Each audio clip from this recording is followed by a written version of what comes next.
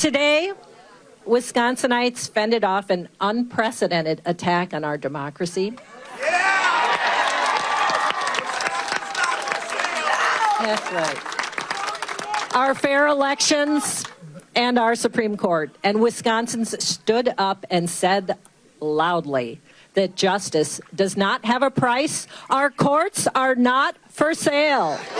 Susan Crawford won a seat on the Wisconsin Supreme Court over Elon Musk-backed candidate Brad Schimmel. But one of her new colleagues that wished Elon got his way, she isn't celebrating at all. I'm really personally and professionally disappointed that Judge Schimmel lost to Judge Crawford. I think it's going to result in terrible consequences for the state of Wisconsin and for the state of the judiciary.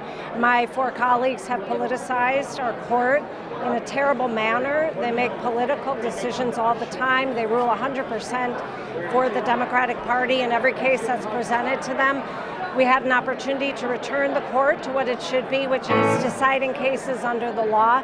And unfortunately, we're simply going to see more politicization of the judiciary. I also think the way Judge Crawford ran her race was disgusting.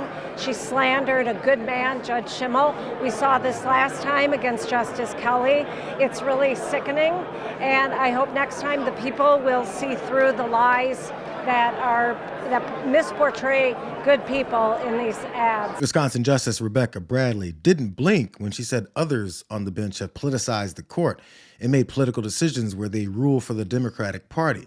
You know, she must have been on vacation or something for the past few months, as Trump's MAGA party has been openly defying court orders and floating the idea of eliminating district courts that hold up his lawless executive orders. But her partisanship got much worse. Why do you think Schimmel lost at the end of the day?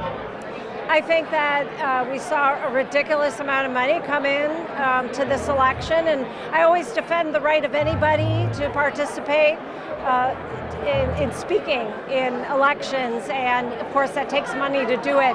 But when you see $100 million plus being spent on one state Supreme Court race, that is telling you that the Democratic Party is buying another justice. How are you feeling about working with Susan Crawford on the Wisconsin Supreme Court? I'm not looking forward to working with her because I think she's, as they have accused us of, and it's simply not true, she is bought and paid for by the Democratic Party. Now, I agree that the amount of money that's spent on damn near every political race in the country needs to be completely detached from people with deep pockets or corporations finding ways to propel their candidate to victory with 9-figure donations. But did she miss the well-known fact that the richest man in the world, who's also bought our president, openly tried to buy votes and support for her buddy Schimmel in Wisconsin? Everybody.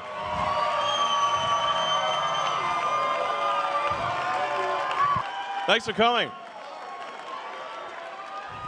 What do you think of my hat? I mean, it was inevitable that at least a few Soros operatives would be in the audience. Give my regards to George. Say hi to George from me. My name's Ekaterina Diesler. I'm from Green Bay, Wisconsin. I did exactly what Elon Musk told everyone to do. Sign a petition, refer friends and family, vote, and now I have $1 million.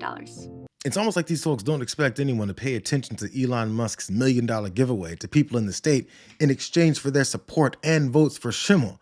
And I guess this justice also didn't think that anyone would read simple news reports showing that his now despised car company Tesla sued in the state by challenging a law banning car makers from owning dealerships. It's a case that could end up in front of the same state Supreme Court that he was hoping his candidate, that he paid $1 million to supporters to vote for, would sit on. It's almost like Musk expects more conservative justices to do exactly what Justice Bradley said the more liberal justices would do. He couldn't even turn his bribery scheme into something any random would be paid to participate in. Because oddly, another $1 million winner was the president of the Wisconsin chapter of the College Republicans, who endorsed Brad Schimmel.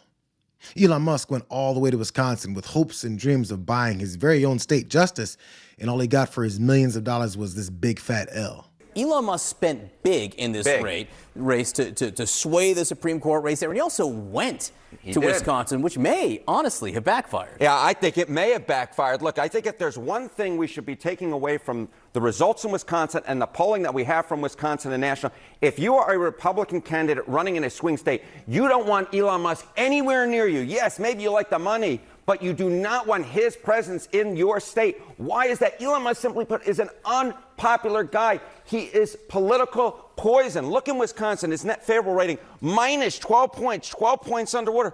That is an even worse number when you look nationally. Look at that. It's minus 17 points. So if there's one big lesson to take away from Wisconsin is Elon Musk does not help Republicans when he shows up. If anything, the data suggests that he hurts them. Republicans, stay clear of Elon Musk if you want to win in a swing state, at least in terms of his physical appearance in your state. Stay clear of Elon Musk if you want to win in a swing state. I mean, maybe Schimmel should have looked into the Republican Party's sugar daddy's recent favorable numbers as closely as he grilled his poor little kid that he proudly told this story about multiple times. And she reminded me of a story that I cannot deny. We had picked up our oldest, Mackenzie, at a friend's house, and there'd been a fib. I don't know what the fib was anymore, but she had told a fib about something, and she was denying that she had fibbed. So this car ride home, I'm gonna get her on the witness stand. So she's in the back seat. I adjusted the mirror, so I'm looking right at her, and she's looking right at me. And every time she looks away, I said, look at me. And I don't think I looked at the road the whole way. And I got her back there, and I'm grilling her about this, and I'm rebutting every fib she piles on the fib. And I got a Perry Mason moment right there in my car. She broke down. I did it, I did it, I did it. And I won my trial. She is next witness, rest my case. Well, she's in the back seat. She is just crying miserably. My wife's looking at me like I'm a monster. And I was proud of myself. I just beat up on it. She was probably 8. I just psychologically beat the daylights out of an 8-year-old in the back seat.